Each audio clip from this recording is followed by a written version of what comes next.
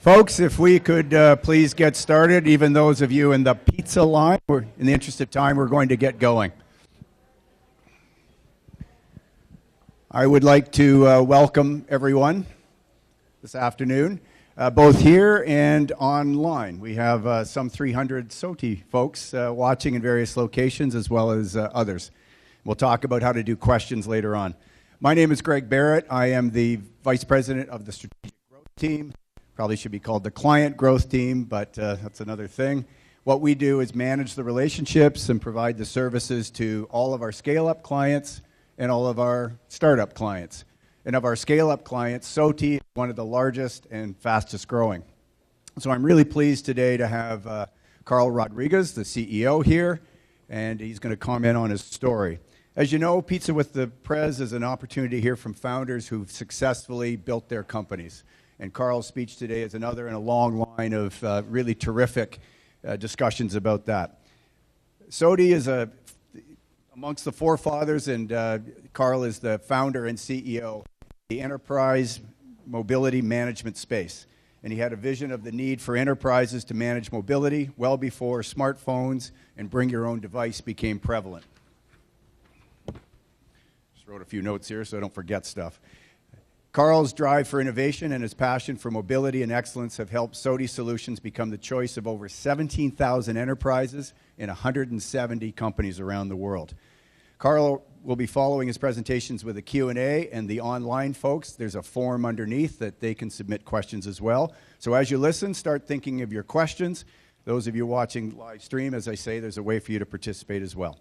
Before welcoming Carl to the stage, I'd like to give a shout out to our sponsors, RBC, TD Insurance, Polsinelli, BlackBerry Key One, the Government of Ontario, and the federal government.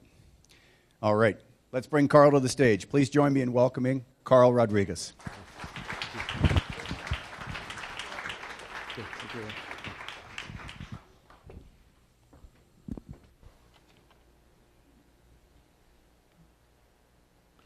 Good afternoon.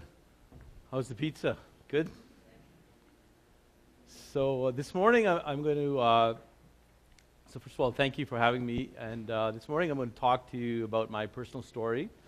And that's really my journey about how I built this company, SOTI. And I'm hoping that, you know, some of the lessons that I learned along the way in my journey, it really literally has been full of bumps and bruises along the way. But most importantly, I learned some things from these various trials, if you like, that have really helped me, as I've grown this company and as well as my personal life. So I hope that perhaps some of these lessons I'm going to talk to you about that might be helpful to you as well in your journeys as you build, you know, your own companies and your own, in the end, multinational Canadian companies.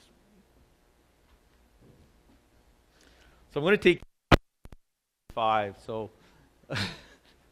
1985, I'm an old guy. So 1985, I just graduated from the University of Toronto. I graduated in computer science and mathematics. So I'm probably different from you guys in that I graduated from computer science and mathematics, but I really didn't care about computers or math, or I generally found the subject, relatively boring. But the reason I was in that program is because when I finished high school, there was a lot of pressure. I come from immigrant parents, and it's just expected. You got to go and get this education. And so I felt I had to do something. I ended up at the University of Toronto. I had to pick something, and computers and math were the subjects I hated the least. So that's where I graduated. And so there was 1985, and I just graduated, and I was out there looking for a job. So as luck would have it, there was a recession, so it was actually pretty hard to get a job. But by the end of that summer, I graduated in around June-ish, and by the end of that summer, most of my fellow classmates from the program I was in had found a job. And I was kind of a nervous, quiet, introverted kid. And seemingly with each interview, I managed to bobble that next interview even worse than the previous one. And I was literally getting more nervous by the day. So finally, in December of that year, I got this interview.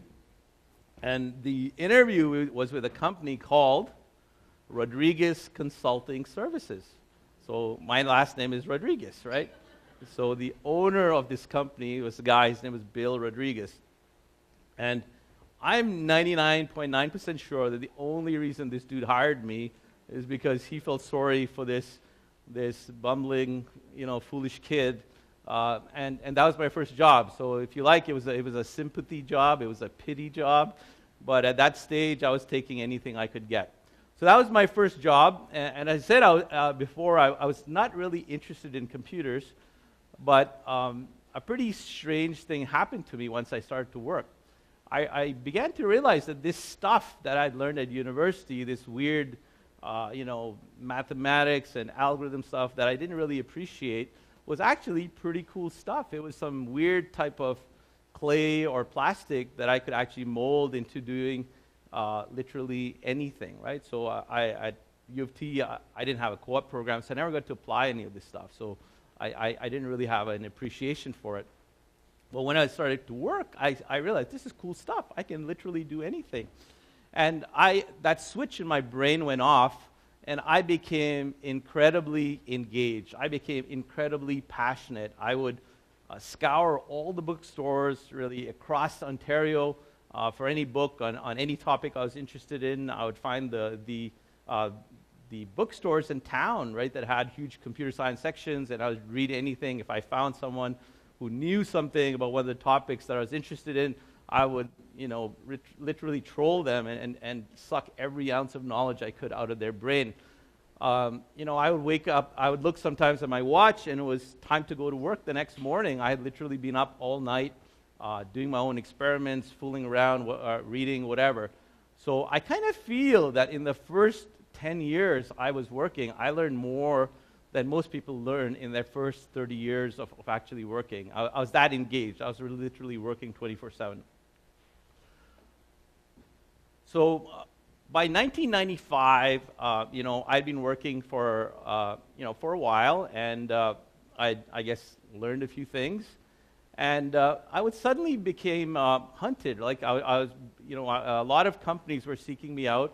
And first in Canada and then in the United States. And one of the first American companies to really start to recruit me was Microsoft. And I remember I was working for Nortel at the time, and I got a call. I did a series of interviews. They then asked me to come to Redmond. They wanted to meet me in person. By this time, I'd somehow gotten myself married. I'm not exactly sure how, but there I was. I arrived, and they paid for me. They paid for my wife to fly there. When I got to the airport, they had this fancy limo, with a guy in this really, fancy suit dressed up, and he picked us up. They took us to a fancy hotel. This is the most attention I'd received in my life, and they had this really, put us in a really nice, amazing hotel on the water, everything paid for. And they had this real estate agent who kind of chauffeured us around town, showing us what we could buy. Literally treated us really, really well. But there came a day where I had to then, in the end, decide, whether I was going to leave Canada. And for me, it was a interesting realization. I realized that this place, this weird, snowy, cold place where people played with sticks and rocks and ice, that this had become my home. And this place that my parents brought me to in the 70s, this was home. And I was not going to trade that for a few extra bucks. So I was happy in Canada. My family was there. My friends were there. And the lifestyle that I liked was there. But sadly, looking back many years later, I realized that some of the smartest people that I've met along my journey are not here in Canada. So the brain drain that we talk about, was on way back then. It's worse now, but it was going on back then as well. So this takes me to 2001. So 2001, I was working. I had a contract. I was working in Canada, but I was on contract to a company in the Valley, and I was doing some pretty cool stuff. For me, nerdy types of guys like me. I was working on something called policy-based firewalls. So I was learning a lot about, distributed computing. I was learning a lot about encryption, compression, cyber. So I got home, and I told my wife that, I was going to do this. I was going to go in the basement. I was going to build stuff. And she's and she's like, what are you going to build? I said, I have no idea, but I'm going to build some stuff, right? And so, strangely enough, with this super, elaborate plan of building stuff in the basement, my wife said, yeah, sure, go ahead, right? But everybody else thought I was nuts. They thought I was having some weird midlife crisis, hippie moment. By this time, I also had a young son, and my mother-in-law stayed with us. According to my wife, my mother-in-law was part of her wedding present to me. So my mother-in-law, is not a shy lady. She wasn't a shy lady then. And she told me in no uncertain terms that, hey, you got to be responsible. You have a wife, you have a kid, you have responsibilities. What the hell are you doing? And so, and really, she wasn't different from everybody else. They thought I was all crazy, right? But anyhow, my wife was going to support me, so I said, I'm going to go to the basement and build some stuff. So, I went down to the basement, and a couple of weeks later, I kind of was thinking, I came up with this idea to build remote control software for this early mobile devices. So basically, if I have my phone, I can keep my phone upstairs in my jacket. I could remote into it from my desktop. I could see the screen. I could control it remotely. I didn't have to ever take it out of my coat pocket. I thought, that's a pretty cool idea. So I wrote down my notes, and then I went, I told you I'm a U of T graduate, but I decided to consult a Waterloo graduate, right, the enemy. And so I took it to this buddy of mine, and I said, hey, what do you think, right? What do you think? Is this an idea? I was really excited. And so I explained it to him. I gave him my notes. He asked me some questions. And then he said, okay, Carl, I'm going to give it to you straight, right? I'm going to tell you what I think. I said, yeah, that's what I want, man. That's why I'm talking to you, right? And he says, I don't think this is a very good idea, right? You should really get a day job. And not only that, I really think any high school kid could have a better idea than this. And I was like, wow, this is it's not good, right? But I ignored him. and I said, I was excited about this idea. So I went down to the basement, and I really started working hard, right? Once again, totally engaged. And I put in some crazy hours. I'd get up in the morning. I'd have my breakfast. I'd fool around with my young son, who's about, a year and something old, for a little while. And then I would pretend like I was going to work, right? So I'd wave bye to my wife. I'd wave bye to my son. And I'd sneak out the front door, and I'd close the door. And then when my son had run along somewhere, he had gone, then I'd sneak back in, and I'd run down to the basement, right? Because if he knew I was in the house, in his mind, I was his full-time play pal, right? So I had to literally hide to work. When I had this product ready to go, I called it Pocket Controller. And at that time, we didn't have app stores. So literally, you had to sell your product online. And there was this online web store called Hendango. For some of you old people, you might remember that. So I listed on Hendango, right? And I was really looking. I look every 10 seconds. Did I get something? Did someone buy it? You get a notification if someone bought your software. Waiting. And then a couple of days later, I get an email. And I'm like, wow. So I opened the email, and some dummy had bought my software. I was excited, right? Somebody had bought my software. So I ran up the stairs, and my wife was there, and she's like, what's going on? And I said, someone bought my software. And she got kind of excited, and I was excited, and my son saw mom and dad excited. He jumped on the couch, and he's kind of jumping, and we're having this weird Rodrigues excited, crazy family moment. And then I suddenly looked in the corner, and I see my mother-in-law, right? She's sitting in the corner, and she's reading the newspaper, right? And literally, I can't see her face, but I can see the back of the newspaper.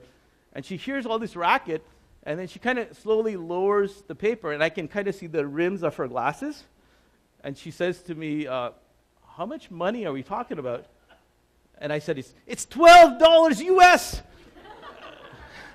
and she kind of just froze, and then she put her newspaper up, and she kept reading.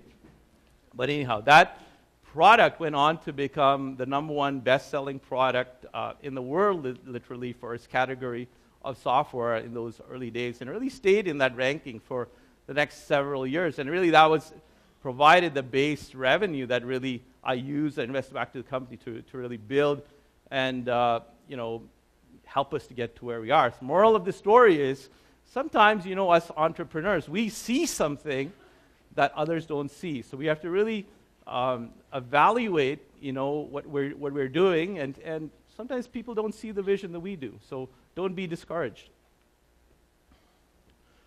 So this takes me to about 2004. And in 2004, I started to get a lot of feedback from people who'd be using my software. And they said, and I get calls from companies, right? And they're rolling out mobile devices. And imagine at that time they started giving mobile devices to couriers, right? So these guys are delivering parcels. And they didn't have a way of repairing that software while the guy's in the field. What if the app doesn't work? So they started to look at my software and said, this stuff you have of being able to remote into these devices when they're anywhere in the world, you need to make an enterprise software so we can actually troubleshoot, right? Guys like DHL and these sort of guys around the world, they're managing fleets of thousands of people, and they need to support these people remotely. So they said, you need to create an enterprise product really to help us support all these people out in the field.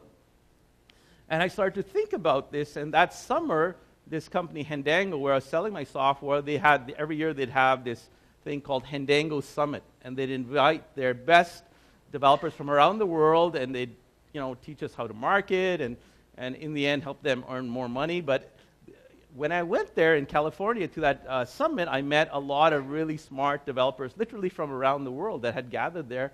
And I remember I met this one guy. And I was talking to him, and I said, this area I want to go into, it's called mobile device management, and I'm trying to move in that direction. And he knew a lot about this area, and he said, buddy, like, you realize mobile device management, there's big companies who are doing this stuff, right? And you're just a couple of guys in a basement, like, what are you thinking? What are you smoking, right? And I said, in so many words, he told me I was crazy again, right? So I went home even more inspired, because seemingly when people tell me I'm crazy, it motivates me even more. So I went home and I worked even harder, and a little while later we released our product, and that really became our flagship enterprise product, which today is called MobiControl. That was the initial version. We've added a lot more. So I remember one day I'm sitting still in the basement, and I'm sitting there at my little fold-up kind of table there with one or two other guys, and the phone rings. So I pick up the phone, and I say, "Hello, SOTI," and I hear this British accent on the other side, and it's a woman, and she says, "Can I speak to sales?" So I took the phone off my ear, I put it down on the desk for a couple of seconds, and I pulled it up and said, "Hello, sales," and she said, "I'd like to order 40,000 licenses of your product." And I almost fell off my chair, right? Because thus far, I've been selling 10 licenses to this guy, 20 to this guy, and somehow this British lady wants to buy 40,000. And as it turned out, that order was from one of the largest retailers that's still there in the UK. And so I took her order, and I tried to stay calm. I took her order, and I got off the phone. Before I got off the phone, she said, just send me a purchase order. I said, okay, sure. So I got off the phone, and I put it down, and I calmed myself down. But I had a problem. I didn't have a purchase order. I'd never had to send anyone a purchase order, right? And me being a geek, I didn't know exactly what a purchase order was. So I went online, and I searched, and I downloaded this Microsoft template, and I put our logo in there, and I made it look like it's from a big company, not two guys in a basement. And I sent it off, and that was our first sale. That was our first big order. A little while later, we moved into this really fancy strip mall, this office here, and the signage on the top of the door was there when we moved in, and was also there after we moved out. So I took this picture, after we moved out. So I think that signage is still there, but. I'm sitting at my desk one day in the morning, and the phone rings again. And this time, it's a Texan accent, right? It's a guy in Texas, and he said, and the guy was from a major food manufacturer in the U.S. They made Mexican foods like tortillas and salsas and I don't know, all kinds of Mexican stuff, and they'd sell it through, any grocery store you go in the U.S. carries their products. So they're huge. And his name was Don, and he said, hey, I need your software because we need to manage the mobile devices used in our warehouses and our distribution centers and our trucks. So I need a demo. I said, sure, Don, no problem. So I gave him a demo. A couple of days later, he said, I'm ready to buy. He said, but Carl, I need 24/7 support. And I said, Don, why do you need 24/7 support? He says, I don't want to do anything during the day because if I do something and with your software and I change a bunch of stuff on all these devices and something goes wrong, our production is down, right? So I'm going to do everything in the night. And he says, because then if I do something wrong, if something's wrong, I can fix it before the guys start in the morning. So he says, you do have 24/7 support, right, Carl? I said, absolutely, Don. We have 24/7 support. And he says, well, how much does it cost? And I said, it's $4,000 US. And he says, $4,000 US? That's a lot. I'm paying for your licenses, your maintenance. I said, Don, our 24/7 support is the best in the industry. And so he says, okay, fine. He argued with me for a while, so he bought 24/7 support. Now, I got off the phone, and of course, I didn't have 24/7 support. Not only did I have to create 24/7 support, I had to create the best darn 24/7 support in the industry.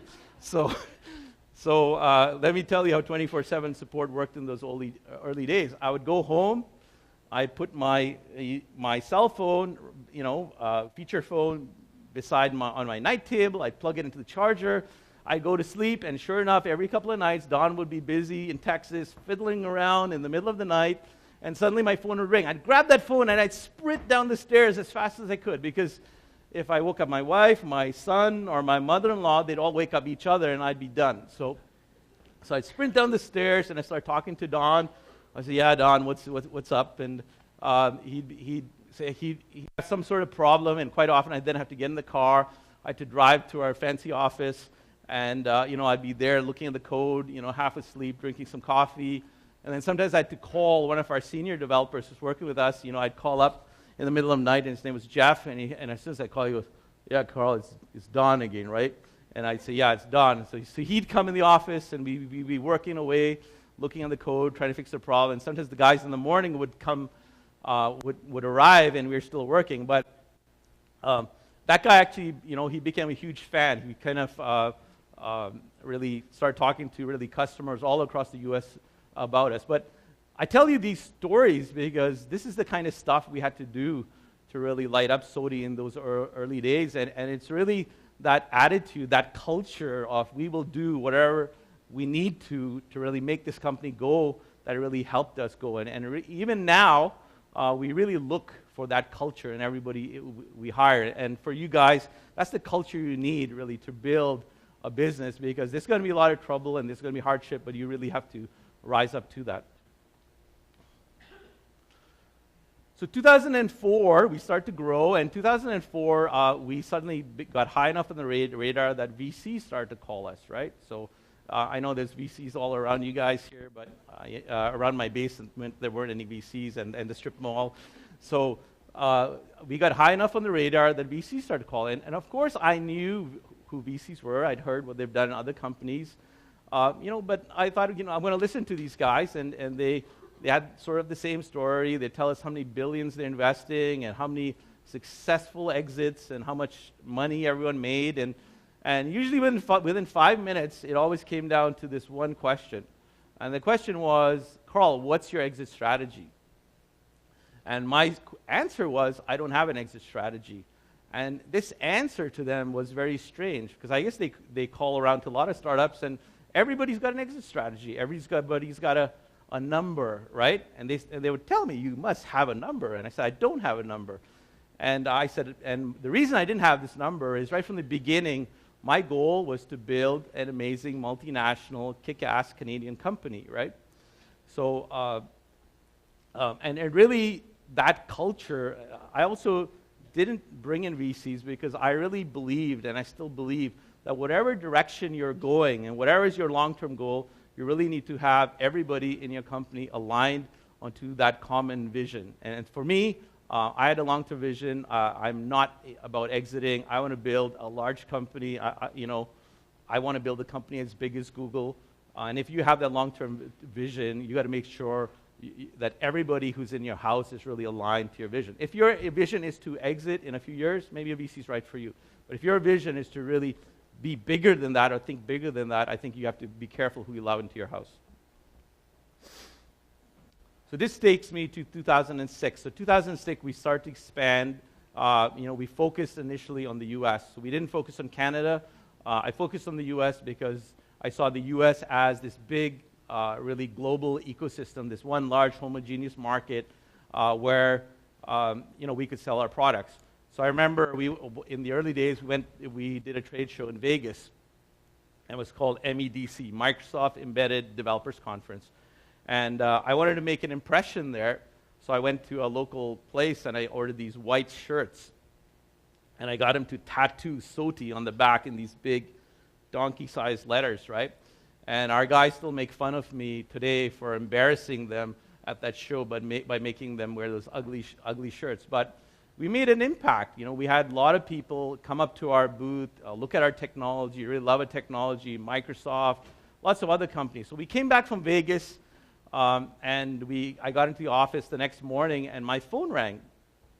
I picked up the phone. I'm in the strip mall office now, and the call was from Microsoft. And the guy says, "Carl, we saw your technology, great demos, amazing stuff." And it was we were using this Microsoft mobile operating system of the day. And they said, we think with your technology, working together as a team, we can do more in the enterprise. So I said, sure. And he says, can you come down to Redmond and, we'd like to demo your technology in more detail. So me and a guy who's our VP of Product Management, his name is Oscar, me and Oscar flew down there. We went to the Microsoft campus, and it was a full room of people. We demoed. They asked us a lot of questions. We spent a couple hours there. And I remember on the way back, me and Oscar were sitting in the hotel, not the hotel, in the airport, near the gate, and we're talking. We said, what do you think, Oscar? You think they liked our technology? And we were like, yeah, I think they did. They seemed kind of interested. And so we got back to Mississauga. I went to my office the next morning. A couple hours in, the phone rings again, and it's the same guy from Microsoft. And he said, "Carl, thank you. I just want to thank you and Oscar for coming down. Loved your technology. We want to buy your company." And I was like, "What?" And I was surprised, right? It's not something I was expecting. I was expecting that we were going to partner, we were going to go into the enterprise. So I said to the guy, I said, "Let me think about it. Give me the weekend to think about it." So he said, "Sure." So that weekend, I talked to a number of people, and I told them about this, and everybody had exactly the same view. This is Microsoft. They have billions of dollars in the bank. They have resources. You're a few guys in a strip mall. They can build a knockoff and completely crush you. You went there and you showed them all. You kind of opened the kimono, showed them everything you have. Take the money and run. And that time, the money we were talking probably was around $10-12 million bucks. But then I started to think about why I started this company, and I began to, and I thought the reason I created this company, I wanted to create cool software, I wanted to create a cool culture, I wanted to create a cool company, I wanted to grow this company, right? And obviously Microsoft sees that I am succeeding in that, and they want that, right? So I got back to the office, and I sent a quick email to the guy. I said, I'm not interested in selling. But if you want to partner with us, happy to do so. So the guy called me back, a few hours later, and he says, "Carl, I'm going to take my Microsoft hat off here. I'm just going to give you some straight advice, right?" And he says, "Straight advice is, we're Microsoft. We can buy anything and everything we want. We've already started building technology like yours. We've looked at your technology. We see all the cool stuff you did, all the creative ideas. We can copy it and put you out of business. Take the money, man, before we shut you down, right?" So I said, well, thank you. I appreciate your honest, non-Microsoft opinion, but I'm not selling. So, I'm happy to work with you. So we finished the conversation, And that's actually what he said is exactly what Microsoft did. They had a team already assembled. They were working on this category of product. They tried to take our ideas. They tried to build a knockoff. They released the product, I don't know, a year and a half later. It was called Microsoft SCCMDM, right? The good news, it was the worst. It was so bad that we at SOTI renamed the product. We called it Microsoft Scumdum. So SCCMDM, we're not good spellers, but it's close enough, Microsoft Scumdum. And I remember we would go on trade shows around the world by this time, and we'd be in Sweden or someplace like this, and we'd be at a trade show, and people would come and say, oh yeah, Microsoft has a product just like yours, Scumdum? And we would kind of chuckle because, we knew we invented that name, right? So, and by now, we had told enough people it had gotten to the other side of the world. But Microsoft end of life that product. A couple of years later, it was a huge flop, right? The moral of the story is, it takes more than money and just resources. It takes passion, it takes blood, and it takes sweat to really build an amazing, kick-ass product. So, here we are today. We continued to really expand. We started to get people from around the world seeing our technology, calling us up, wanting to resell our products, wanting to join SOTI and sell our products in the region. 2010, we started to have some serious big company problems, right?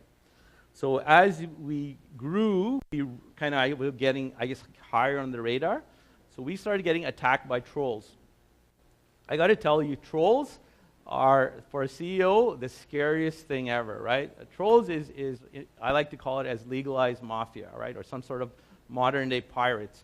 It doesn't matter whether you're guilty or not. They will sue you for something, right? So if you're making tomatoes, they will sue you saying that your tomato looks like an ice cream cone, right? So that's what trolling is about. It's not about that you have violated anything. They have a system where they'll take you to a court, in Marshall, Texas, or someplace like that, where the whole system is geared for trolling, right?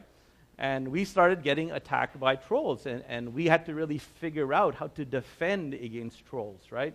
And, it's a lot of stress, but there is a strategy. So we started getting this category of problems, big company problems, and we had to, again, rethink, and re-strategize how to solve this problem. So I like to think about it as, perhaps a boxer, right? He's boxing in the junior ranks, and as he goes up, the competition is tougher. You face tougher opponents, and you're going to take some really hard shots to the jaw, and you're going to get rocked, and maybe you're going to get knocked down.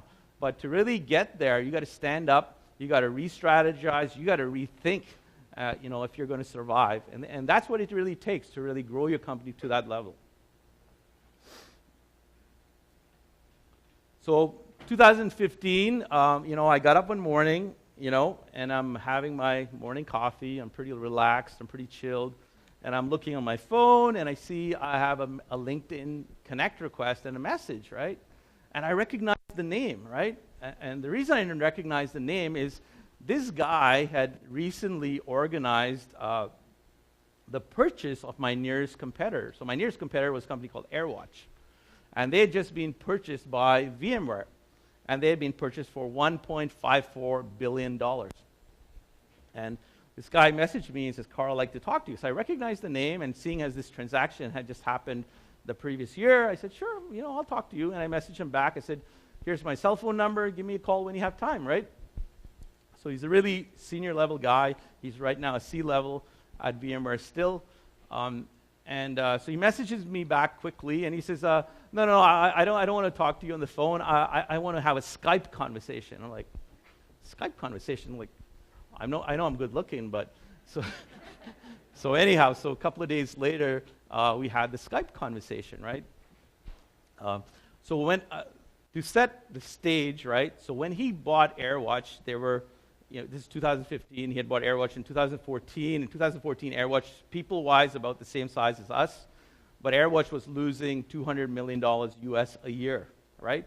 And we at SOTI, we've been consistently profitable. We've never had a losing quarter ever in the history of SOTI. So if he bought AirWatch for $1.54 billion 1 year ago, the ante for SOTI would be over $2 billion easy, right? So we get on the Skype call, and we're chit-chatting. We're being coy. We're competitors. He's trying to ask me what my vision is, where I'm going with our products, and I'm giving him kind of, lukewarm answers because I don't really want to tell him what the heck I'm doing. And then 5 minutes later, he says, okay, Carl, I'm going to get to the point. My point is, I want to buy SOTI, right?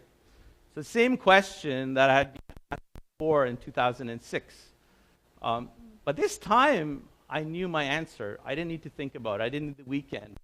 I answered him back immediately, and my answer was, sorry, SOTI's not for sale, right? And the guy said, what are you talking about? You don't even know how much I'm willing to offer you. And I said, I really don't care, right? I'm going to build this company, and I'm going to build a multinational company, and that's it. It's as simple as that. So we made some small talk. We got off the phone, and he said to me at the end, he said, well, if you change your mind, let me know. I said, yeah, no problem, thank you. And the conversation ended. So the moral of the story is, at that point, I knew exactly what I wanted to do with this company, and I could see the end. I can see where we're going. I can see where we're going today. And, I was not going to, sell out. So when I tell the story, and I tell the story to a lot of even our SOTI employees, they look at me and they say, Carl, you're totally nuts, right? So it wasn't the first time. So where are we today? So we've just completed our 87th successive quarter of profitability. Our average revenue growth per year in the last 5 years is around 40% a year. We have customers in over 176 countries around the world. We distribute our products globally through a network of over 4,000 partners around the world. These are some of our customers, over 17,000. You can pick any country around the world. You can pick any vertical. We have customers, likes of McDonald's, American Airlines. In Canada, we have Canadian Tire, Air Canada, etc. We have 7 major offices around the world. We have 2 offices in Mississauga. We have a research facility here in Waterloo. Our European headquarters is in the UK. Our Nordic headquarters is in Sweden. We have a sales office in Melbourne, Australia. And our Asian headquarters is in Gurgaon, India. We're in the process of opening an office in Ireland. We've just purchased 17 acres of land in Mississauga, where we're building a state-of-the-art campus that's unlike any campus that any Canadian company has built before. And when I say that, I mean we've actually had a design competition of the best designers in Canada, including the guys who built the Google campus here. They came in 3rd. So we really want to build an amazing campus. So I want to close with just a few points, some things. The first is break all the rules. When people talk about innovation, I hear a lot of talk about innovation and technology. Yes, you have to build innovation technology. I understand that. But if you really want to build an amazing company, innovation has to be in every ounce of your company, right? It's your sales strategy. It's your marketing strategy. It's your strategy to deal with trolls. So innovation is something that goes well beyond it. And as you grow your company, you either figure out how to innovate at those levels. What's your innovative strategy to sell in China, right?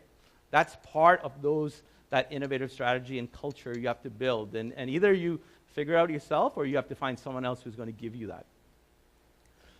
The second is use your intuition. The way I like to look at intuition is not random, right? Intuition is your life's lessons, a series of things, millions of things that happen to you across your lifetime that lets you look at something and instantaneously have a view or a perception of it, right? So use your intuition, right? Because your intuition, if you have good intuition, is going to save you a lot of time, it's going to save you a lot of money, and it's going to allow you to move and jump through a series of hoops to get to your destination faster. Third one is thinking, right? So very obvious one, continue to think and learn. But as you grow your company, every nanosecond of your time, someone's going to want to suck it out of you. You know, whether it's your business, your family, your sales guys, it's going to be harder and harder to find that time to think. But it's really important to find the space to think, so that space in which you can think and study and learn, and the time. So I'll give you an example. So whenever I'm going on a long business trip to Asia, to some place in Asia, and I'm really excited about it, and everybody thinks, oh, Carl's really excited because he's going to, I don't know, this exotic place in Asia. But I'm actually excited about the journey. I'm actually excited about the flight, because that's going to give me 18 hours of quiet time, unplugged, no instant messages, no phone, no email, and I take actually projects to do with me on that flight. So 18 hours there, 18 hours back. I don't get that kind of time and quiet, in Canada and Mississauga and Waterloo, right? So find those times and spaces to think. Be careful who you allow into your house, right? So as you pick your management, as you pick your senior management, as you pick who your VC is, if you pick who your VC is, make sure they're aligned with the vision that you have for the direction you're going. Because very quickly, if your people are not aligned, it's going to be hard to really steer that ship. So make sure that you think about that very carefully, and everybody is aligned and believes in your vision. And last one is go big or go home. Too many, I think Canada, we're at a stage where we really need some new brand names. So if you think about it, we can all think of a million American brand names. There's a little island, right? South Korea, right? They have such a huge amount of brand names. There's no reason why we in Canada should not have more brand names that resonate, right? So I'd like you all, to really think bigger, right? Think beyond an exit. Think where you can take your company, where your technology, and it's perfectly cool in my book. It's not rude. It's not polite, impolite Canadians to say, I want to build a company that's bigger than Google, that's bigger than Tesla, that's bigger than Facebook. We need to think that big. In closing,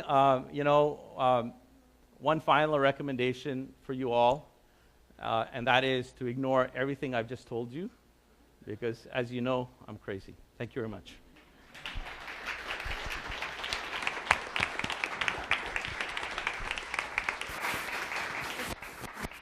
Carl, thank you. We have time for a couple questions from the audience. Norm, are there any online? Is there an online question? So I'm for 3 questions from the audience. Anybody? And we're going to ask you to use the microphone because of the audience. Yep. I can yell. Well, yeah, it won't work online. I just had a question. Have you ever acquired a company, or would you ever acquire a company? I know you were opposed to being bought out. Yeah. Would you ever do it the other way? Actually, we do look around. We're at that stage now, so we're at the stage where we can acquire companies, and we are looking for companies. So it's about finding the right technology at the right price. And some companies start in that game earlier. I would say we're a little late in that game, but we do have people on board who help us with that task. So we are looking for strategic technologies, but we also have certain relationships we're creating with universities where we're working with them on common research to really solve some key problems that we see will, in the end, become differentiators for us. Okay. Anything else? Well, Carl will stick around after if anyone wants a quieter time for a question. In the meantime, I'll step up here. Carl, that was a story really well told. Thank you very much. We're really pleased to have SOTI as part of the corridor ecosystem, representation here in Waterloo, representation in Toronto.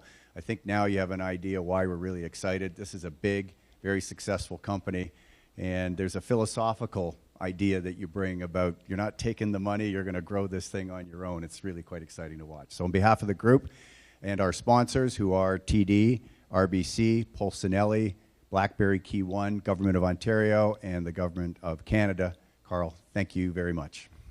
Thank you very much. Thank you. Okay, thank you.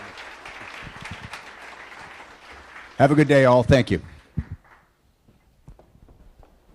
Awesome story. Yeah. Well, Shadi and I have worked together a little bit, but Yeah. fast-moving trains. Yeah. So that's cool. Oh, Congratulations. cool. Glad you liked The it. VMware. Oh. The VMware call had to be really funny, though. Huh? Yeah. One half of your brain counting the money. He's a very famous guy. Look at that, I didn't get to it. What does SOTI stand for?